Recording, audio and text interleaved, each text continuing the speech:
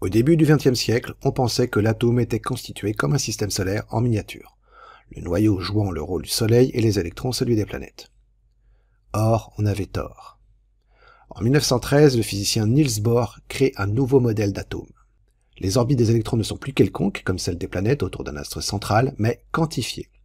C'est-à-dire que seules certaines orbites bien particulières sont permises pour l'électron. Ainsi, au repos, l'électron de l'atome d'hydrogène se trouve à une distance de 50 picomètres du noyau. On dit qu'il est sur la couche K. Mais dans d'autres conditions, il se trouve en moyenne à une distance de 200 picomètres du noyau. On dit qu'il est sur la couche L. En conclusion, les électrons d'un atome se répartissent dans des couches électroniques, chaque couche électronique étant représentée par une lettre. Pour les atomes des éléments dont le numéro atomique est compris entre 1 et 18, les couches électroniques qui peuvent être occupées sont les couches K, L et M.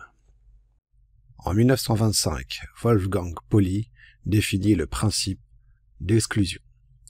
Chaque couche électronique ne peut contenir qu'un nombre limité d'électrons. La couche numéro 1, la couche K, ne peut contenir que 2 électrons au maximum. La couche L, la couche numéro 2, ne peut contenir que 8 électrons au maximum. Et la couche M, la couche numéro 3, ne peut contenir que 18 électrons au maximum. En définitive, la couche numéro N ne peut contenir que 2 fois n au carré électrons au maximum. Mais comme c'était trop simple, chaque couche électronique se divise en sous-couches électroniques appelées S, P, D et F. Ainsi, la couche numéro I est composée de I sous-couches électroniques. Alors, la couche K, I égale 1, comporte une sous-couche électronique, la couche 1S.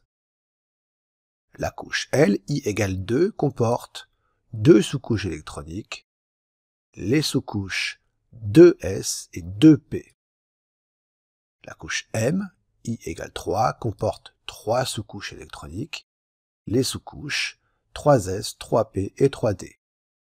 La couche N, I égale 4, comporte 4 sous-couches électroniques, les sous-couches 4S, 4P, 4D et 4F.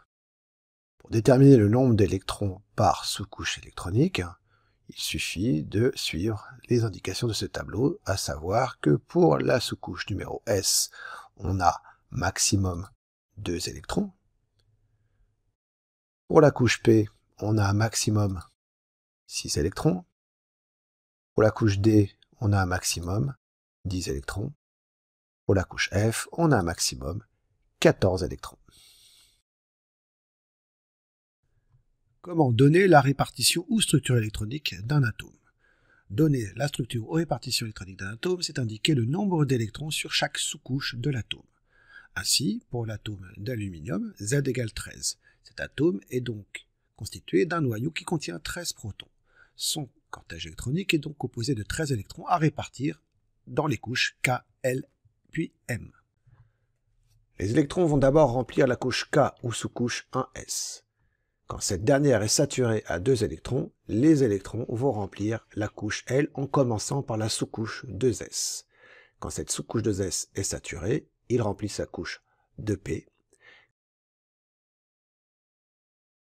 Quand cette sous-couche 2P est saturée, la couche L est saturée à 8 électrons et les électrons commencent à remplir la couche M en commençant par la couche 3S.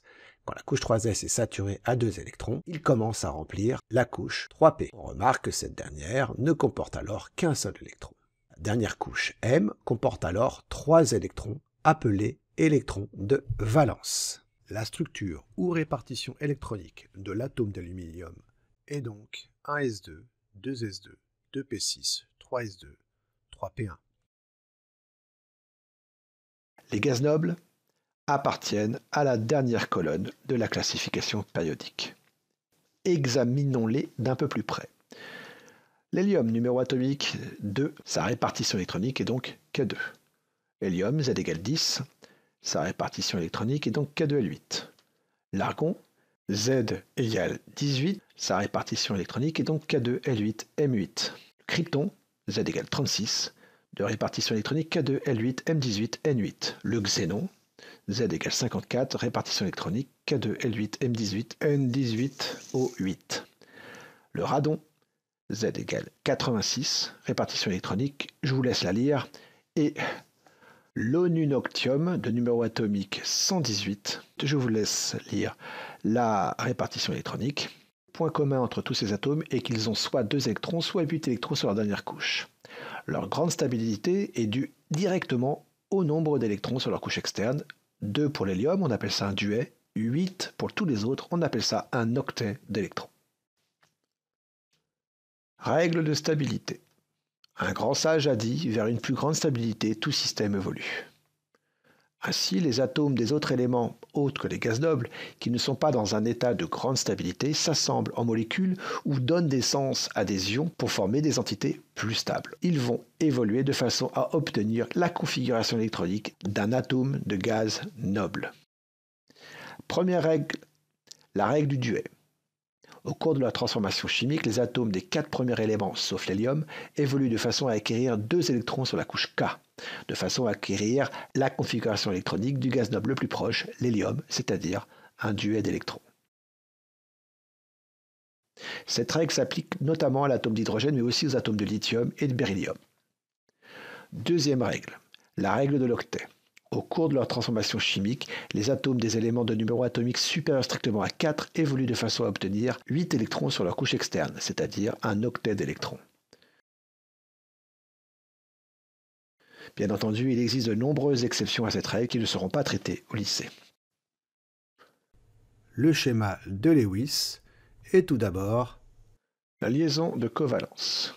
Dans une molécule, les liaisons unissant les atomes sont appelées liaisons covalentes. Une liaison covalente entre 2 atomes est due à la mise en commun de 2 électrons de valence, chaque atome apportant l'un de ces électrons de valence, ces 2 électrons constituant un doublet liant. Une fois la liaison établie, les électrons mis en commun appartiennent à chacun des 2 atomes liés et doivent être pris en compte dans le décompte des électrons de chaque atome. La représentation de Lewis. La représentation de Lewis d'un atome est une représentation symbolique de cet atome avec tous ses électrons de valence. Pour la déterminer, nous avons besoin du symbole de l'atome, de son numéro atomique nécessaire pour déterminer sa répartition électronique, elle-même nécessaire pour déterminer son nombre d'électrons de valence. Grâce aux règles de l'octet ou du duet, on détermine le nombre d'électrons de valence manquants à l'atome pour former une entité stable et donc le nombre de liaisons covalentes qu'il peut former. Connaissant le nombre total d'électrons de valence et le nombre de ces derniers engagés dans une liaison covalente, on en déduit le nombre d'électrons de valence non engagés dans une liaison. Puis, en divisant ce nombre par 2, le nombre de doublets non liants. On peut alors représenter le schéma de l'atome avec tous ses électrons de valence. Pour l'atome d'hydrogène, symbole H, numéro atomique 1, répartition électronique 1s1, nombre d'électrons de valence 1, nombre d'électrons manquants pour respecter la règle du duet, donc nombre de liaisons de covalence, 1. Nombre d'électrons de valence non engagés, le seul électron de valence ici est engagé dans une liaison, donc 0. Nombre de doublets non liants, 0. D'où le schéma de Lewis de l'atome d'hydrogène avec son électron de valence. Pour l'atome de carbone, symbole C, numéro atomique 6, répartition électronique 1s2, 2s2, 2p2. Nombre d'électrons de valence, 4. Nombre d'électrons manquants pour respecter la règle de l'octet, donc 4. Nombre des liaisons de covalence, 4. Nombre d'électrons de valence non engagés, ils le sont tous, donc 0. Nombre de doublets, 0. Et le schéma de Lewis de l'atome de carbone avec ses 4 électrons de valence. Pour l'atome d'oxygène, symbole O, numéro atomique 8, répartition électronique 1s2, 2s2, 2p4. Nombre d'électrons de valence, 6. Nombre d'électrons manquants pour respecter la règle de l'octet, 2. Nombre de liaisons de covalence, 2. Nombre d'électrons de valence non engagés. On a 6 électrons de valence au total, moins les 2 engagés, il en reste 4 non engagés. Donc le nombre de doublets non liants, c'est 2. On représente donc le schéma de Lewis de l'atome d'oxygène avec ses 6 électrons de valence, dont 4 vont s'apparier 2 à 2 pour former 2 doublets non liants.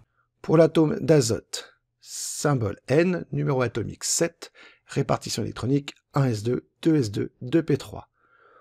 Nombre d'électrons de valence, 5. Nombre d'électrons manquants pour respecter la règle de l'octet, 3. Nombre d'électrons de valence non engagés. On a 5 électrons de valence au total, moins les 3 engagés, il en reste donc 2 non engagés. Et ces deux vont s'apparier pour former un doublet non liant. D'où la représentation de Lewis de l'atome d'azote avec ses 5 électrons de valence, dont 2 vont s'apparier pour former un doublet non liant. Pour l'atome de chlore, symbole Cl, numéro atomique 17, répartition électronique 1s2, 2s2, 2p6, 3s2, 3p5. Nombre d'électrons de valence 7. Nombre d'électrons manquants pour respecter la règle de l'octet 1. Nombre de liaisons covalentes, une seule. Nombre d'électrons non engagés, on en a 7 électrons de valence, moins 1 engagé, ce qui nous fait 6 électrons de valence non engagés, ce qui nous donne 3 doublets non liants. D'où le schéma Lewis de l'atome de chlore, avec ses 7 électrons de valence, dont 6 vont s'apparier 2 à 2 pour former 3 doublets non liants. La représentation de Lewis de molécules. Exemple numéro 1, la molécule de dihydrogène H2. On représente chaque atome d'hydrogène avec son électron de valence. Chaque atome va mettre en commun son électron de valence pour former une liaison covalente. On vérifie alors que chaque atome d'hydrogène respecte bien la règle du duet et on obtient la représentation ou schéma de Lewis de la molécule de dihydrogène. Exemple numéro 2. La molécule de dioxygène O2. On représente chaque atome d'oxygène avec ses 6 électrons de valence. Chaque atome va mettre en commun un premier électron de valence, puis un deuxième électron avec l'autre atome d'oxygène, établissant ainsi 2 liaisons covalentes. On vérifie que chaque atome d'oxygène vérifie bien la règle de l'octet. De plus, chaque atome d'oxygène a 4 électrons de valence non engagés dans une liaison. Ces 4 électrons vont s'apparier 2 à 2 pour former 2 doublets non liants sur chaque atome d'oxygène. Et on obtient la représentation ou schéma de Lewis de la molécule de dioxygène. Exemple numéro 3. La molécule d'eau, H2O. En général, on représente l'atome qui peut former le plus de liaisons covalentes au centre et les autres atomes autour. On représente donc l'atome d'oxygène avec ses 6 électrons de valence au centre et les 2 atomes d'hydrogène avec leurs électrons de valence de chaque côté de l'atome d'oxygène. Chaque atome d'hydrogène et l'atome d'oxygène vont mettre en commun un électron de valence, formant ainsi 2 liaisons covalentes. On vérifie bien que chaque atome d'hydrogène respecte la règle du duet et que l'atome d'oxygène respecte bien la règle de l'octet. De plus, l'atome d'oxygène possède toujours 4 électrons de valence non engagés dans une liaison, formant ainsi 2 doublets non liants sur l'atome d'oxygène. Et on obtient ainsi le schéma ou représentation de Lewis de la molécule d'eau. Exemple numéro 4, la molécule d'ammoniac, NH3. Comme précédemment, on représente l'atome d'azote avec ses 5 électrons de valence au centre et les 3 atomes d'hydrogène avec leurs électrons de valence tout autour de l'atome d'azote. Chaque atome d'hydrogène et l'atome d'azote vont mettre en commun un électron de valence, formant ainsi 3 liaisons covalentes. On vérifie que chaque atome d'hydrogène respecte la règle du duet et que l'atome d'azote respecte bien la règle de l'octet. De plus, l'atome d'azote possède 2 électrons de valence non engagés dans une liaison, formant ainsi un doublet non liant sur l'atome d'azote. On obtient ainsi la représentation ou schéma de Lewis de l'atome d'ammoniac. Exemple numéro 5, la molécule de méthane, CH4. Comme précédemment, on représente l'atome de carbone avec ses 4 électrons de valence au centre, et les 4 atomes d'hydrogène avec leurs électrons de valence autour de l'atome de carbone. Chaque atome d'hydrogène et l'atome de carbone vont mettre en commun un électron de valence, formant ainsi 4 liaisons covalentes. On vérifie bien que chaque atome d'hydrogène respecte bien la règle du duet et que l'atome de carbone respecte la règle de l'octet. Tous les électrons de valence de l'atome de carbone sont engagés dans une liaison covalente. Il n'y a donc pas de doublet non liant sur l'atome de carbone. Et on obtient ainsi le schéma Lewis ou représentation de Lewis de la molécule de méthane. La représentation de Lewis d'un ion. Et penchons-nous d'abord sur les ions monoatomiques. Un ion monoatomique est un ion, cation ou anion, formé à partir d'un seul atome qui a perdu ou gagné un ou plusieurs électrons. Par exemple, l'atome de chlore de structure électronique 1s2, 2s2, 2p6, 3s2, 3p5 a donc 7 électrons sur sa dernière couche. Pour respecter la règle de l'octet, cet atome va gagner un électron sur sa dernière couche, c'est-à-dire sur la sous-couche 3p. La structure électronique de l'ion formé est donc 1s2, 2s2, 2p6, 3s2, 3p6. La dernière couche possède donc bien 8 électrons. L'électron supplémentaire va s'apparier avec l'électron non apparié de l'atome, et l'ion possède alors une charge négative. L'atome de sodium de structure électronique 1s2, 2s2, 2p6, 3s1 a donc un seul électron sur sa dernière couche. Pour respecter la règle de l'octet, cet atome va perdre ses électrons et sa dernière couche devient la couche L. La structure électronique de l'ion formé est donc 1s2, 2s2, 2p6. La dernière couche possède donc bien 8 électrons et l'ion possède donc une charge positive. Les ions polyatomiques sont des ions, anions ou cations, formés à partir d'un groupe d'atomes. Lorsque dans un ion polyatomique, un doublet non liant devient liant ou inversement, l'atome n'est plus entouré du même nombre d'électrons qu'à l'état isolé. On dit qu'il porte une charge formelle, c'est celle de l'ion. Quand l'ion hydrogène réagit avec une molécule d'eau, l'un des doublets non liants de l'atome d'oxygène de la molécule d'eau devient liant entre l'atome d'oxygène et le nouvel atome d'hydrogène.